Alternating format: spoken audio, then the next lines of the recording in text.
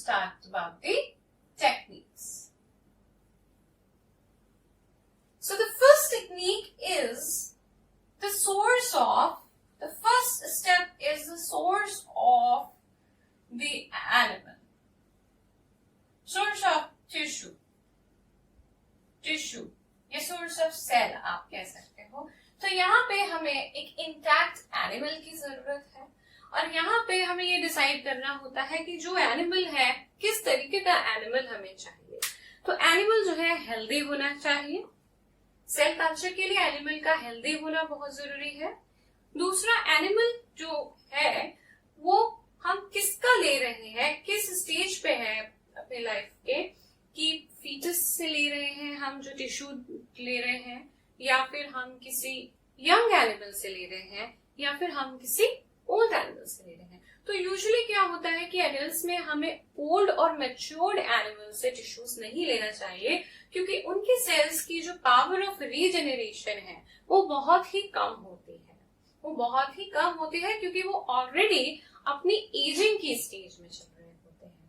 इसके अलावा जो कि फीटस है या जो नियोनेटल स्टेज पे होते हैं, यंग होते हैं, उनके सेल्स में वो सेल्स ज्यादा स्ट्रांग होते हैं, उनके सेल्स में रीजेनरेशन की, डिवीजन की पावर ज्यादा अच्छी होती है. So here the choice of the stage is also very important कि हमें नियोनेटल एक ऐसी स्टेज है जहां पे एक होता है फीटस और एक होता है नियोनेटल. फीटस जब बर्थ नहीं हुआ होता है तो तब तक हम उसको बोलते हैं फीटस. बर्थ हो जाता है, बर्थ के 28 डेज तक जो स्टेज होती है वो होती है नियोनेटल, और फर्दर जो होती है that is young.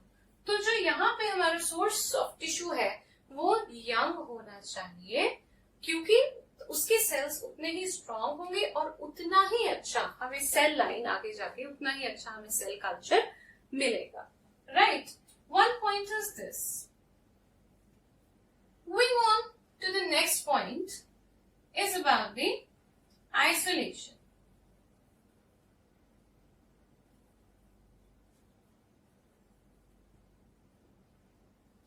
Now this is about the source, then is the isolation. अब आइसोलेशन के लिए हम टिश्यूज लेते हैं. हमने ये टिश्यू को सिलेक्ट किया, लेकिन अल्टीमेटली हमें कल्चर करना है सेल. तो हम आइसोलेट करते हैं अपने टारगेट ऑर्गन से, और टारगेट ऑर्गन अगर इमोबिलाइज्ड है तो किडनी या liver is a good choice for cell culture. अगर अगर हिमेटोपोएटिक सेल से हम लेते हैं then blood is a good choice. अगर हमें लिम्फोसाइट्स लेने हैं तो ये इसमें सस्पेंशन सेल कल्चर हमें मिलेगा. ठीक है. देन आइसोलेशन, पहले हम टिश्यू से किसी भी तरीके का जो नेक्रोटिक टिश्यू है या फिर फैट है उसको हम रिमूव कर लेते हैं. अब हमारे पास ऑर्गन था, पहले ऑर्गन से हमने टिश्यू को ले लिया. टिश्यू को लेने के लिए हम एनिमल को डाइसेक्ट करते हैं. टिश्यू को लेने के लिए हम एनिमल को डाइसेक्ट करते हैं, और डाइसेक्ट करके हम यूज करते हैं HBSS, that is Hanks basal salt solution. ये जो हैंग्स बेसल सॉल्ट सॉल्यूशन होता है ये हम यूज करते हैं टू मेंटेन द pH. ये pH मेंटेन करने के काम आता है. ऑस्मोलैरिटी जो है वो मेंटेन करता है. ठीक है. और साथ ही साथ वाटर प्रोवाइड करता है टिश्यू को, और इनऑर्गेनिक आयंस प्रोवाइड करता है. वाटर प्रोवाइड करता है और इनऑर्गेनिक आयंस प्रोवाइड करता है. तो अल्टीमेटली ये जो सॉल्यूशन है एक तरीके से हमारे टिश्यू की वायबिलिटी इंक्रीज करता है, क्योंकि लिविंग ऑर्गेनिज्म में इन वाइवो कंडीशंस में तो टिश्यू को ऑलरेडी ही बॉडी में सारी पॉजिटिव कंडीशंस मिल रही हैं वायबल रहने के लिए, फंक्शन करने के लिए. पर जब हम एकदम से उसको इन वाइवो कंडीशन से डाइसेक्ट करके उसके बाद उसको इन विट्रो कंडीशन में ले आते हैं, तो that is a junction between the in vivo condition and the in vitro condition. तो एकदम से जो उसका चेंज होता है कंडीशंस का, उसके लिए हम ये HBSS सॉल्यूशन यूज करते हैं, जो कि बहुत हद तक हेल्प करता है उसकी वायबिलिटी मेंटेन करने के लिए। तो यहाँ पे हमारे पास टिश्यू आ जाता है। अब हमें टिश्यू से फर्दर सेल चाहिए, क्योंकि सेल हमें मिलेगा, इंटैक्ट सेल मिलेगा, आइसोलेटेड सेल मिलेगा, तभी हम फर्दर उसको न्यू कल्चर मीडियम में डाल के उसको फर्दर ग्रो करा पाएंगे, उसको प्रोलिफरेट करा पाएंगे। तो यहाँ पे जब हमें टिश्यू चाहिए तो हम टिश्यू की डिसएग्रीगेशन करते हैं। What we do is that we go for disaggregation, tissue disaggregation। तो जो टिश्यू है, जो एग्रीगेशन है, एग्रीगेशन मतलब कि इकट्ठा हो जाना, साथ साथ हो जाना, डिसएग्रीगेशन यानी कि अलग अलग हो जाना। ठीक, तो ये दो तरीके से हम कर सकते हैं। One is the mechanical way, one is the mechanical method, other is the enzymatic method. तो मैकेनिकल मेथड में हम फिजिकल फोर्सेस का यूज करते हैं, ठीक है, सीजर्स और फॉर्सेप्स यूज करते हैं, डिफरेंट सीव्स यूज करते हैं, हम चॉपिंग कर सकते हैं, सीविंग कर सकते हैं। तो फिजिकल फोर्सेस के थ्रू हम यहाँ पे टिश्यूज को छोटे छोटे पीसेस में चॉप कर लेते हैं और फिर उन पीसेस को डिफरेंट साइज की सीव्स के थ्रू उसको पास कराते हैं, सो दैट जो टिश्यू है डिफरेंट सीव्स से जब पास करेगा तो अल्टीमेटली छोटा छोटा होके हमारे पास छोटे छोटे सेल्स आ जाएंगे और फिर हम उनको अच्छे से अलग कर सकते हैं, ठीक है। लेकिन इसका एक ड्रॉबैक है, एक डिसएडवांटेज है मैकेनिकल डिसएग्रीगेशन का, वो ये है कि ये बहुत ज्यादा हार्ड होता है, ठीक है, क्योंकि फिजिकल फोर्स इन्वॉल्व है और जो हमारे सेल्स होते हैं वो डेलिकेट हो जाते हैं। तो यहाँ पे हमारे जो सेल की वायबिलिटी होती है वो कॉम्प्रोमाइज हो जाती है, सेल की जो वायबिलिटी होती है वो कॉम्प्रोमाइज हो जाती है।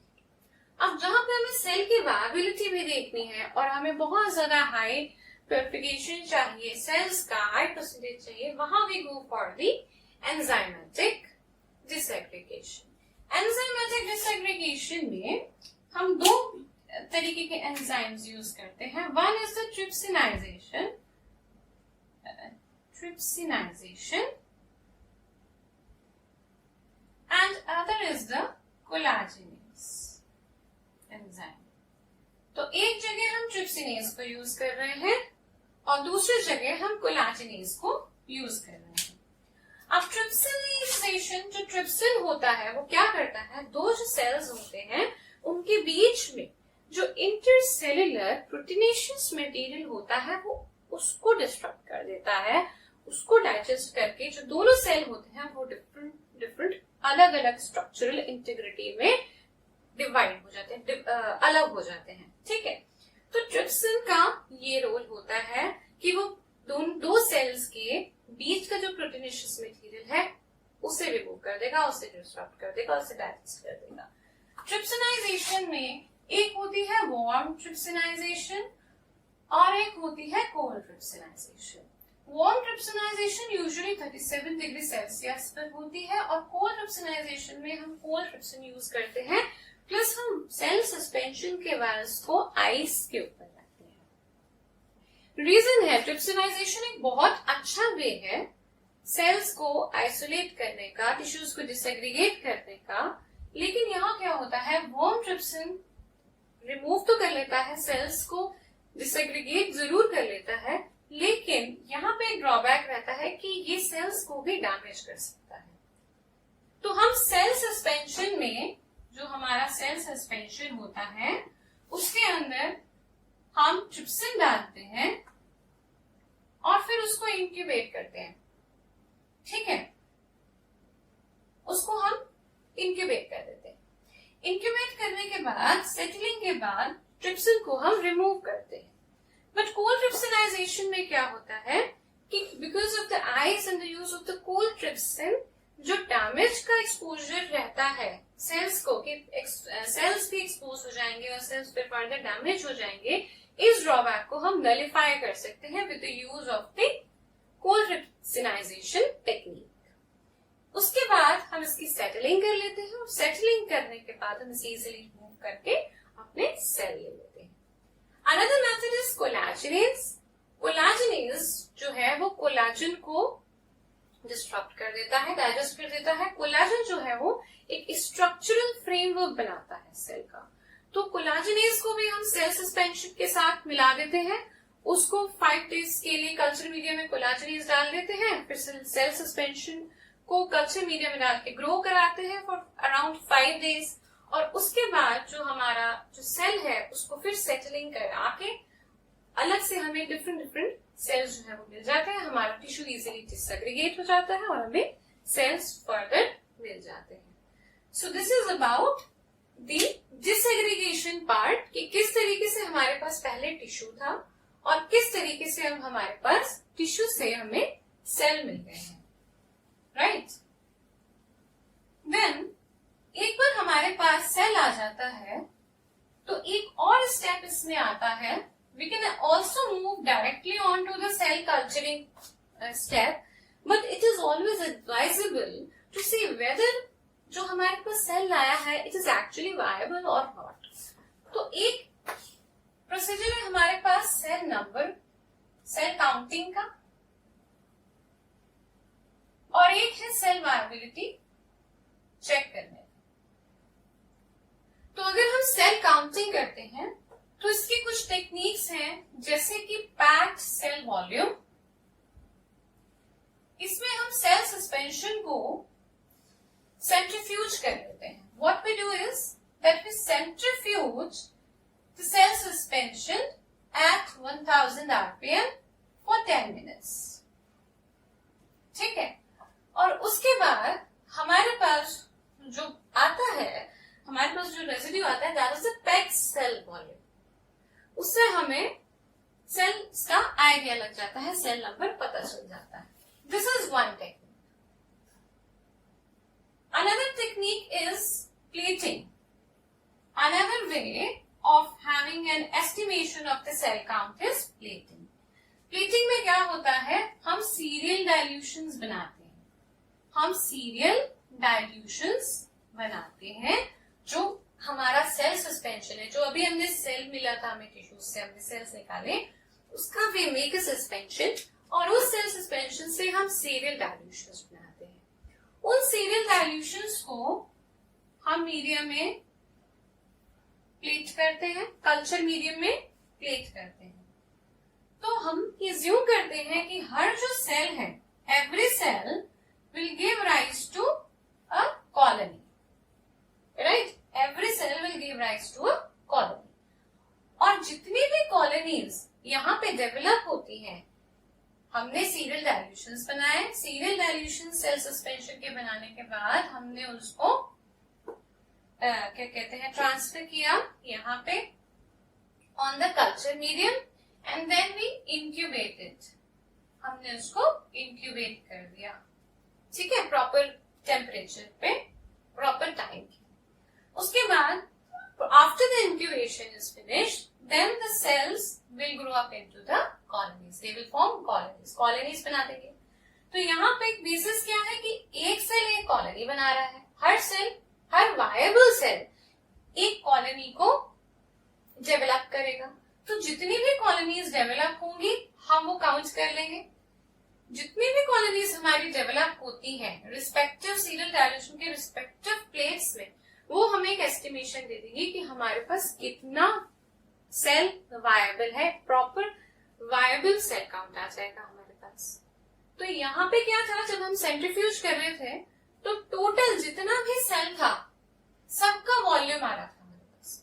तो यहाँ पे वायबल काउंट भी आ गया प्लस नॉन वायबल भी आ गया इस वाली technique, packed cell volume.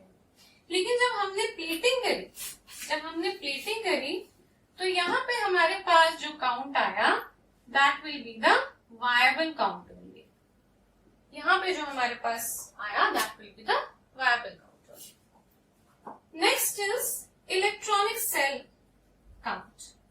Electronic cell count ये जो है इससे ये बहुत ज्यादा टाइम सेविंग है, इट इज वेरी फास्ट। इसमें बहुत सारे सेल्स, मोर देन 1000 सेल्स हम बहुत कम टाइम में काउंट कर सकते हैं। तो this is a very good technique, बहुत ज्यादा टाइम सेविंग और बहुत फास्ट है, और इससे हमें बहुत ज्यादा अच्छा सेल काउंट पता चलता है विदाउट एनी एरर। जो एरर है, एरर के चांसेस बहुत ही यहाँ पे कम है। Another method for counting of cell that I'm going to discuss here is a colorimetric method. Colorimetric method, इसमें हम एक MTT essay करते हैं, MTT essay, right? तो होता क्या है कि ये जो essay है बहुत ही generalized psych idea I'm going to give, not into the detail but just a very general idea कि यहाँ पे एक एंजाइम होता है माइटोकॉन्ड्रियल डिहाइड्रोजनेज। ये जो एंजाइम होता है, सबस्ट्रेट ये हो गया हमारा एंजाइम। अब यहाँ पे एंजाइम सबस्ट्रेट का रिएक्शन है, और जो हमारी सबस्ट्रेट यहाँ पे है दैट इज MTT। ठीक है, MTT, ये एब्रिविएशन है MTT, राइट? ये येलो कलर का होता है and this is water soluble. This substrate is water soluble. तो जब ये जो एंजाइम है माइटोकॉन्ड्रियल डिहाइड्रोजनेज, ये इस सबस्ट्रेट को पे एक्ट करता है, तो it converts this substrate into the product जो कि एक फॉर्मेजान है जिसका कलर है blue. Now this is blue in colour. पहले जो मेरे पास सबस्ट्रेट था वो येलो कलर का था, मैंने इस एंजाइम ने जब एक्ट किया तो ये किस कलर का प्रोडक्ट इसने बनाया? ब्लू कलर का प्रोडक्ट। और अब ये जो प्रोडक्ट बना ये वाटर इनसॉल्युबल हो गया, ये वाटर इनसॉल्युबल हो गया। ठीक है, तो यहाँ पे ये जो फॉर्मेजोन बना, ये जो ब्लू कलर प्रोडक्ट बना हमारा, ठीक है, ये डायरेक्टली प्रोपोर्शनल है टू द सेल नंबर। यानी कि जितना इसका कलरीमेट्रिक एसे में जितना इसका ओडी आएगा that will be proportional to the number of cells. तो यहां से हमें सेल काउंट का आइडिया लग जाएगा। Last method is haemocytometer. Haemocytometer का आई थिंक आप सबने नाम सुना होगा। ये ब्लड सेल्स काउंट करने के लिए यूज होता है, बहुत ज्यादा इसका यूज है। ठीक है, तो जो हीमोसाइटोमीटर होता है इसमें अगर हम देखें तो 9 स्क्वायर्स होते हैं, 9 स्क्वायर्स। ठीक है, तो यहाँ पे हम सेल सस्पेंशन बना के जब हम इसको विजुअलाइज करते हैं हीमोसाइटोमीटर में, तो यहाँ पे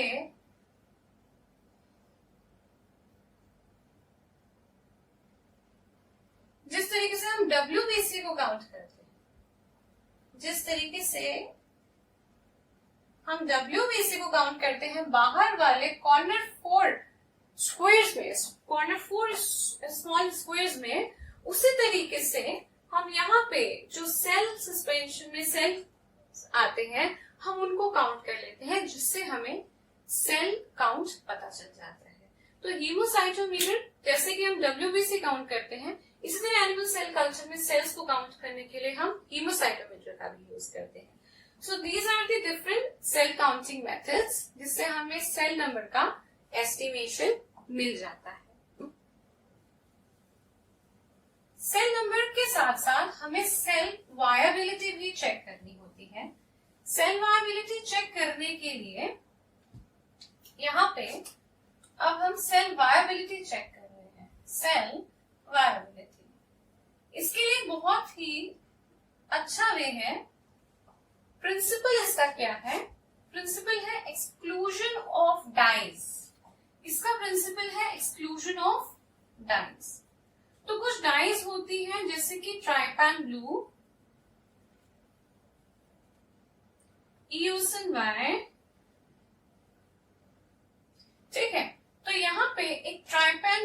के लिए एक ट्राइपेन ब्लू एक्सक्लूजन ऐसे आता है।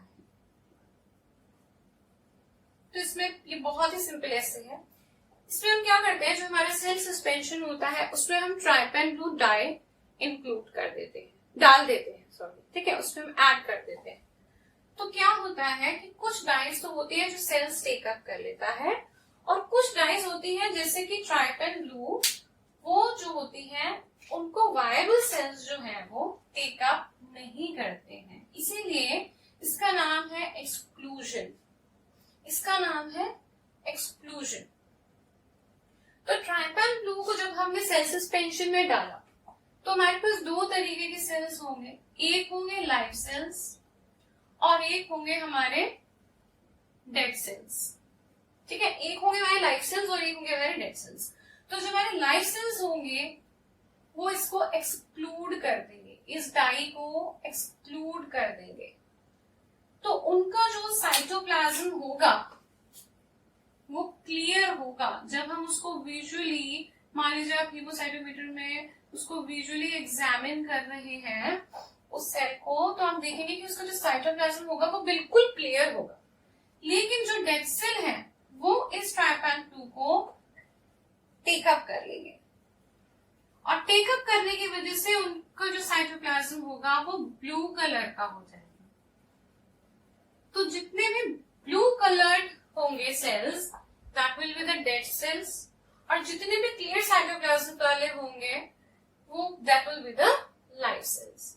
तो इससे हमें सेल वायबिलिटी का आइडिया लग जाता है कि कौन से सेल्स जो हैं वो हमारे वायबल हैं। अब यहाँ पे हमारे सेल नंबर भी हो गया, हमने काउंट भी कर लिया कि हमारे सेल्स कैसे हैं, किस तरीके से हम काउंट कर सकते हैं और किस तरीके से हम सेल वायबिलिटी को चेक कर सकते हैं, right. The last step is cell culturing. The last step is cell culturing. तो सेल कल्चरिंग के लिए हमारे पास सेल आ गए हैं। सेल को हमने एक कल्चर मीडिया में ग्रो कराना है। ग्रो कराने के लिए हमने यहाँ पे हमारा सेल आ गया था, हमने इसको यहाँ पे न्यू कल्चर मीडियम में अब ग्रो कराएंगे हम इसको, और इसमें ट्रांसफर करने के बाद हम इसको CO2 इंक्यूबेटर में इंक्यूबेट कर देंगे at a specific temperature. At a specific temperature, और जितने भी टाइम के लिए हम इसको इंक्यूबेट करेंगे उसके बाद हम देखेंगे कि इसकी जो ग्रोथ है वो हो गई है, और फर्दर फिर हम इसको आगे प्रिजर्व कर सकते हैं। सेल कल्चर को हम प्रिजर्व कर सकते हैं। तो सेल कल्चरिंग में हमारे जब सेल मिल जाता है, this is the last step of this primary animal cell culture. इसमें हम डायरेक्टली इसको सेल कल्चर मीडियम पे अब ग्रो कराएंगे। यहाँ पे इसको सारा न्यूट्रिएंट अवेलेबल होगा, प्रॉपर कंडीशंस मिलेगी, जिसकी वजह से अटैच करना होगा। अगर अधेरेंट सेल होगा तो ये अटैच करेगा, अगर सस्पेंडेड होगा तो ये सस्पेंशन में ग्रो करेगा। फिर प्रोलिफरेशन होगी, then there will be formation and growth of the cell culture. और कार्बन डाइऑक्साइड इंक्यूबेटर में हम इसे प्रॉपर टेम्परेचर पे प्रॉपर इंक्यूबेशन कंडीशंस दे सकते हैं। So this is all about the technique of primary cell culture, primary animal cell culture. In case आपकी कोई भी query होती है या आपको कोई चीज नहीं समझ आई है या you want to give any comment, then do leave a comment in the comment section, and don't forget to subscribe and hit the bell icon so that you do not miss my any further videos in the near future, right? That is all for today. Thank you so much.